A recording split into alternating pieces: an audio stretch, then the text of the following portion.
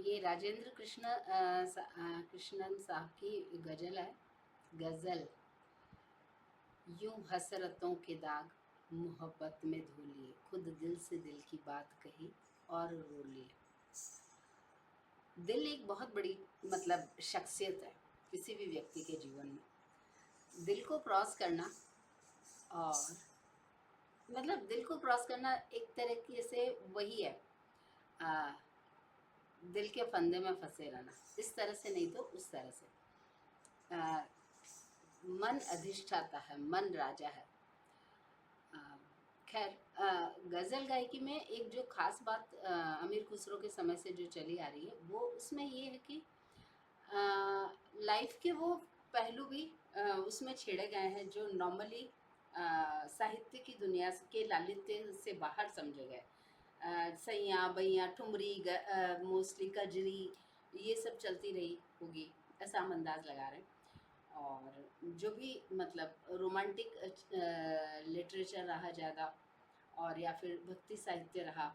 भक्ति साहित्य भी एक रूहानी होना, मतलब रोमांटिक होना इन ए वे, उससे हम समर्पण वाला मतलब प्यार, वो भक्ति साहित्य में रहा है। तो इनसे परे भी एक जीवन है जो मन के नियंत्रण में है, और मन जिसका अ, राजपाट संभालता है। और उसकी बात करना जब ज़रूरी लगा तो उसमें उर्दू ने आगे बढ़कर साथ दिया। गज़ल गायकी आज तक चली आ रही है तब से, अमीर खुसरो के समय से, और हम उसे उतना ही प्यार करते हैं। उसकी पॉपुलैरिटी कभी कम या ज़्यादा होती है, वो एक अलग विषय है। लेकिन इस गीत में जो आगे हमने मतलब गुलजार साहब की मतलब पोइट्री में हमने जो देखा, एक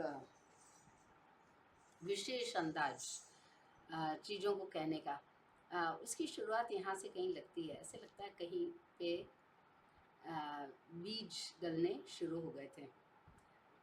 यूं हसरतों के दाग मोहब्बत में धो लिए, खुद दिल से दिल की बात कही और रो लिए। मुरझा चुका है फिर भी ये दिल फूल ही तो है। मतलब दिल की एक खुशबू होती है, उसकी एक रंगत होती है। उस उसके दायरे में आने के बाद में जीवन में अ, एक जीवन की अपनी एक पहचान, निजी पहचान मिलती है उसको। तो मुरझा चुका है फिर भी ये दिल फूल ही तो है, अब आपकी खुशी इसे कांटों में तोलिए। यदि आप इसे किसी लायक नहीं समझ रहे हैं तो कांटों में डाल दीजिए, यानी कचरा में फेंक दीजिए, आपकी खुशी है। घर से चले थे हम तो खुशी की तलाश में, गम राह में खड़े थे वही साथ हो लिए। वो साथ हो लिए, मतलब यही खुशी की सबसे बड़ी बात थी। आ, इस शेर को हम कितने तरह से इसके अर्थ को अनर्थ कर सकते हैं। अनर्थ से मतलब है उसको हम कितने डायरेक्शन से समझ सकते हैं। तो गज़ल गायकी का मतलब होना अपने आप में,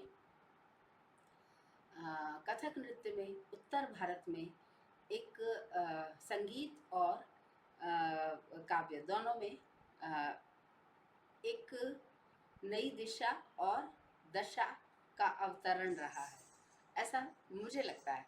thanks for joining me, thank you so much. जय भारत।